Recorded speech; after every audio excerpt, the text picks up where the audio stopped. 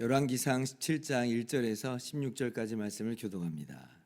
길르앗에 우거하는 자 중에 디셉 사람 엘리야가 아합에게 말하되 내가 섬기는 이스라엘의 하나님 여호와께서 살아계심을 두고 맹세하노니 내 말이 없으면 수년 동안 비도 이슬도 있지 아니하리라 하니라.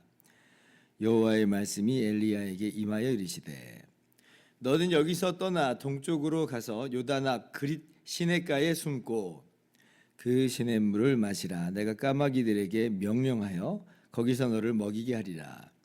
그가 여호와의 말씀과 같이 하여 곧 가서 요단 앞 그릿 시냇가에 머물매 까마귀들이 아침에도 떡과 고기를 저녁에도 떡과 고기를 가져왔고 그가 시냇물을 마셨으나 땅에 비가 내리지 아니하므로 얼마 후에 그 시내가 마르니라. 여호와의 말씀이 엘리야에게 임하여 이르시되 너는 일어나 시돈에 속한 사르밧으로 가서 거기 머물라. 내가 그곳 과부에게 명령하여 내게 음식을 주게 하였느니라. 그가 일어나 사르밧으로 가서 성문에 이를 때에 한 과부가 그곳에서 나뭇가지를 줍는지라. 이에 불러 이르되 청하건대 그릇에 물을 조금 가져다가 내가 마시게 하라. 그가 가지러 갈 때에 엘리야가 그를 불러 이르되 청하건대 내 손에 떡 한 조각을 내게로 가져오라. 그가 이르되 당신의 하나님 여호와께서 살아계심을 두고 맹세하노니 나는 떡이 없고 다만 통에 가루 한 웅큼과 병에 기름 조금뿐이라. 내가 나뭇가지 둘을 주워다가 나와 내 아들을 위하여 음식을 만들어 먹고 그 후에는 죽으리라. 엘리야가 그에게 이르되 두려워하지 말고 가서 내 말대로 하려니와 먼저 그것으로 나를 위하여 작은 떡 한 개를 만들어 내게로 가져오고 그 후에 너와 내 아들을 위하여 만들라. 이스라엘의 하나님 여호와의 말씀이 나 여호와가 비를 지면에 내리는 날까지 그 통에 가루가 떨어지지 아니하고 그 병에 기름이 없어지지 아니하리라 하셨느니라. 그가 가서 엘리야의 말대로 하였더니 그와 엘리야와 그의 식구가 여러 날 먹었으나 여호와께서 엘리야를 통하여 하신 말씀같이 통에 가루가 떨어지지 아니하고 병의 기름이 없어지지 아니하니라. 아멘. 할렐루야. 하나님의 크신 은혜와 평강이 오늘도 변함없이 여러분 가운데 가득 넘치기를 주님의 이름으로 축원합니다. 어제 우리가 말씀을 통해서 북이스라엘 역사상 이 최악의 왕이 등장하였다 그랬습니다. 그 왕이 바로 이 아합이다 그랬어요. 이 아합은 여로보암의 죄, 그러니까 금송아지 우상을 섬기는 죄를 아주 우습게 여기고 거기에 그 이상으로 아예 바알 종교를 이 나라 안으로 들여왔다, 국가 종교로 삼았다 이렇게 말씀을 드렸습니다. 그래서 이제 드디어 하나님께서 직접 손을 대시기 시작하세요. 11장 1절을 보니까 어떻게 하세요? 하나님께서 비를 내리시지 않겠다라고 하는 거예요. 선지자 엘리야를 통해서 그렇게 선포하십니다. 그것도 하루 이틀 동안도 아니고 수년 동안 비가 있지 아니하리라, 이슬조차도 있지 아니하리라 이렇게 말씀을 하세요. 여러분도 아시다시피 이스라엘은 물이 그렇게 풍성한 그런 지역이 아닙니다. 이집트 같은 경우에는 나일강이 이제 풍성한 그런 이제 수량을 자랑하면서 나라를 관통해 흐르고 있지만, 그래서 농사짓기에 매우 유익한 땅이지만, 그러나 이스라엘이 정착한 이 가나안 땅은 뭐 그렇게 물을 가득 가두어 둘 수 있는 큰 강이 있지를 않아요. 적시에 비가 내리기만 하면 그야말로 뭐 젖과 꿀이 흐르는 땅이다, 이렇게 풍요한 땅이 분명합니다만은, 그러나 적시에 비가 내리지 않는다면 이건 뭐 이제 살기에 좋은 땅이 아닌 거죠. 그러니까 하늘의 은혜 안에서 항상 살아가는 땅인 것이에요. 그런데 이제 그 중요한 비가 하나님께서 비를 내리시지 않겠다라고 하시는 겁니다. 이게 무슨 얘기예요? 하나님께서 은혜를 주셨기 때문에 이 땅이 풍요의 땅인 것인데, 하나님이 그 손을 거두시면, 하나님이 그 은혜를 주시지 않으면 그러면 너희들이 어떤 존재인지 알아라 라고 하는 것을 이 아합왕과 또 아합왕과 더불어서 타락한 이 이스라엘 백성들에게 일깨워 주시는 거죠. 그러면서 또 어떤 의미도 담고 있냐면 지금 바알 이제 아합이 바알 종교를 들여왔잖아요. 근데 이제 바알은 어떤 신이냐면 천둥과 비를 이제 주관하는 신입니다. 그래서 이제 풍요와 다산의 신으로도 그렇게 자리매김을 하고 있어요. 자, 그러면 바알은 비를 주는 신이잖아요. 그런데 비가 내리지 않는다는 건 뭐예요? 아합이 들여온 그 바알 종교는 사실 아무런 의미 없는 헛된 우상에 불과하다, 거짓 신이다라고 하는 것을 이제 드러내시는 것이에요. 그래서 이제 비를 내리지 않겠다라고 말씀하시는 겁니다. 그러니까 이스라엘 백성들이 아합이 생수의 근원 대신 하나님을 떠났죠. 그리고 스스로 웅덩이를 판 건데, 그런데 그 웅덩이는 아무것도 담아놓을 수 없는 터진 웅덩이, 터져버린 웅덩이, 거짓 웅덩이인 것이에요.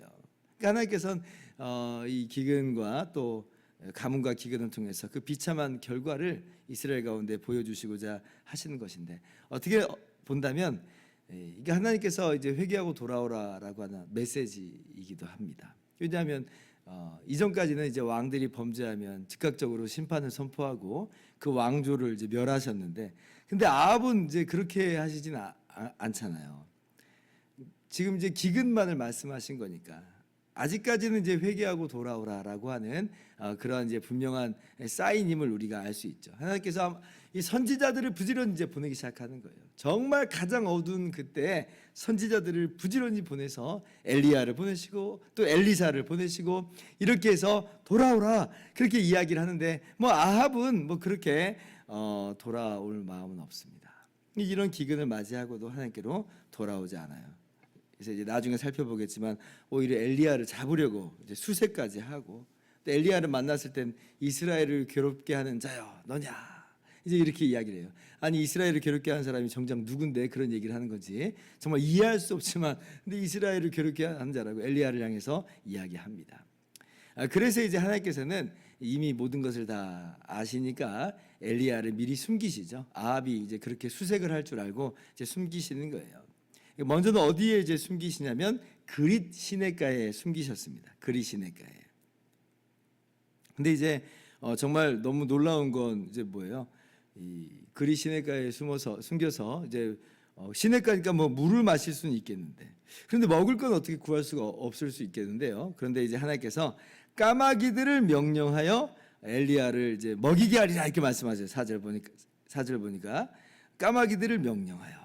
그래서 까마귀들이 정말 아침에도 떡과 고기를 물어오고 저녁에도 떡과 고기를 물어옵니다. 어떻게 까마귀들이 그렇게 할 수 있을까? 이건 까마귀들의 본성하고 맞는 얘기는 아니잖아요. 근데 이제 하나님께서 명령하셔서 그렇게 된 거예요. 하나님께서 명령하셔서. 즉 하나님께서는 이런 까마귀들조차도 다스리시는, 까마귀들이 하나님 앞에 굴복하는 이제 그러한 하나님이시다라고 하는 거예요. 하나님은 만물을 주관하신 하나님이다라고 하는 것을 단적으로 이제 보여주고 있는 것이죠. 엘리야도 정말 깜짝 놀랐을 것 같습니다.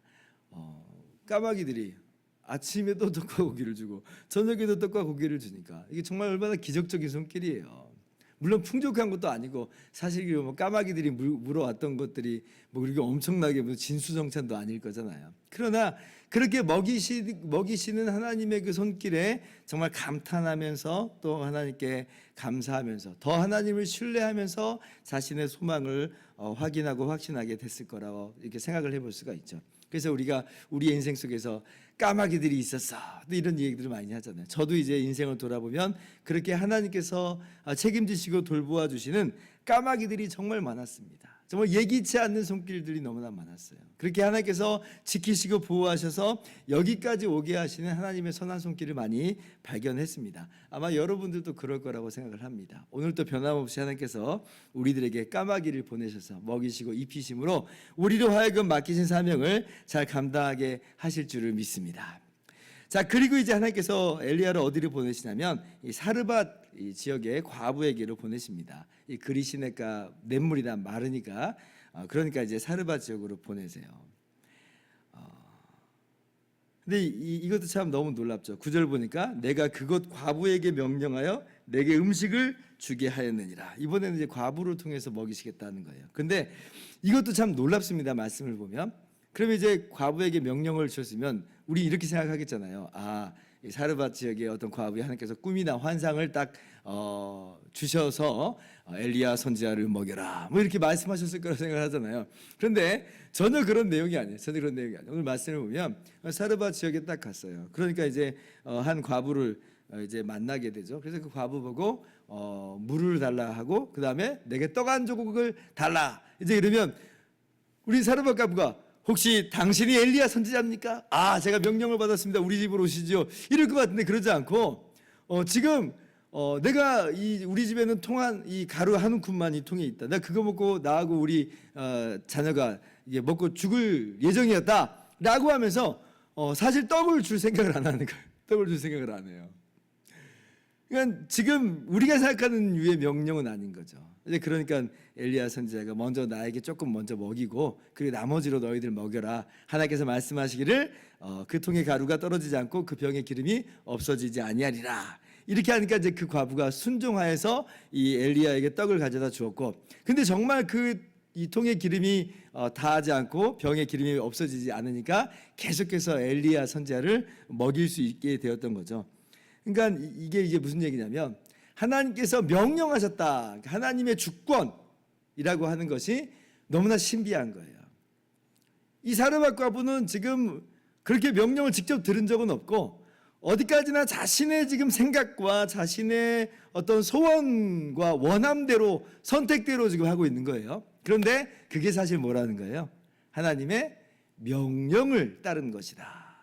하나님의 명령대로 된 것이다라고 하는 거예요. 그래서 하나님께서는 사실 사람의 모든 가는 모든 길마저 그 마음의 소원마저 그 행동마저 선택마저 다 하나님의 명령 아래 있다는 거예요.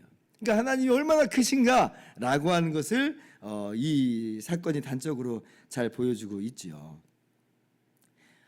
그래서 이제 이 사르밧 과부를 통해서 엘리야 선지자를 이제 먹이시는 우리가 이 놀라운 일을 봅니다. 근데 이제 이게 또 사르밧 과부에게도 사실 은혜예요. 왜냐하면 사실 사르밧 과부는 이거 먹고 죽겠다 그랬잖아요. 엘리야를 만나지 못했더라도 죽을 인생이었어요. 근데 엘리야를 만남으로 말미암아 오히려 사르밧 과부가 살게 됐죠. 그러니까 엘리야 선지자도 하나님께서 사명을 계속 이어가게 하시는 그 역사가 이 안에 있는 반면에 어떤 얘기도 있는가 하면 사르밧 과부의 생명을 살리시는 또 하나님의 손길이 또 이 안에 있다라고 하는 걸 우리가 발견할 수가 있어요. 오늘 또 이 사르밧 과부와 같은 은혜가 여러분 가운데 있기를 원합니다. 우리가 하나님의 일을 위해서 헌신하고 또 봉사할 때에 정말 이거 이렇게 하다가는 내가 죽는데 나도 죽는데 이제 이런 생각이 번뜩 들 때가 있는데요. 그러나 저는 분명히 믿습니다. 하나님께서 책임지시는 것을 역사 속에서도 많이 봐요. 하나님이 책임지신다. 하나님 그래서 어마어마한 것을 앵겨주신다. 이런 말씀을 드리는 게 아니라 먼저 그의 나라와 그의 의를 구하는 주님의 자녀들을 하나님께서 입히시지 않겠습니까? 먹이시지 않겠습니까? 하나님께서 사르밧 과부를 살리시는 것처럼 그 모든 삶을 살리실 것을 여러분 분명히 믿으시기 바랍니다. 자, 그러면서 이제 마지막으로 제가 드리고 싶은 말씀은 뭐냐면, 근데 이제 이 과부가 이 사르밧 과부에게로 갔잖아요. 근데 이 사르밧 지역이 어느 동네냐면 9절 다시 한번 보면 시돈에 속한 사르밧이래요. 시돈에 속한 사르밧. 이게 지금 무슨 얘기예요? 지금 이 아합이 바알 종교를 들어오게 된 계기가 시돈 왕 엣바알의 딸 이세벨하고 결혼해서 그랬잖아요. 그러니까 시돈의 신을 데리고 온 거예요. 시돈의 신을 이 바알을 자기 나라의 종교로 삼은 건데, 그런데 지금 하나님께서 엘리야를 그 시돈으로 보낸 거예요, 정작. 그러니까 지금 원수의 심장부에 들여보낸 겁니다. 원수의 심장부에. 지금 그래서 등잔 밑이 어둡다라고 하는 그 전략을 수행하는 것처럼 보이기도 하고요. 또 한편으로는 지금 시돈의 신인 바알은 지금 사르밧 과부로 살리는 신이 못 되잖아요. 그러나 하나님께서는 그를 살리시면서 정말 하나님만이 유일한 참 하나님이심을 적진의 한가운데서 주님의 그 깃발을, 살아계신 그 깃발을, 역사하시는 깃발을 딱 꽂는 이제 그런 모습이다라고 할 수도 있는 거죠. 그래서 오늘 말씀을 통해서 우리가 깨닫는 이 교훈들이 너무나도 많습니다. 먼저는 뭐예요? 하나님께서는 만물의 주인이시고 만왕의 왕이시다라고 하는 것을 우리는 분명히 깨닫죠. 하나님께서 하나님의 일을 감당하는 엘리야를 지키시고 보호하시고 먹이시고 입히시는 것을 우리는 봐요. 그리고 사르밧 과부와도 같은 연약한 사람들을 정말 주님의 나라를 위해서 순종하는 그 사람들을 책임져 주시는 것을 또 우리가 말씀 속에서 봅니다. 얼마나 기가 막힌 은혜인지 우리가 그 은혜 가운데 있음을 기억하면서 만왕의 왕이시고 만주의 주가 되신 하나님을 섬기고 주의 사명을 감당하며 또 주님의 사명을 감당하는 그런 사역들에 우리의 손을 보탤 수 있는 우리의 오늘의 모든 삶이 되실 수 있기를 주님의 이름으로 축원합니다. 기도하겠습니다.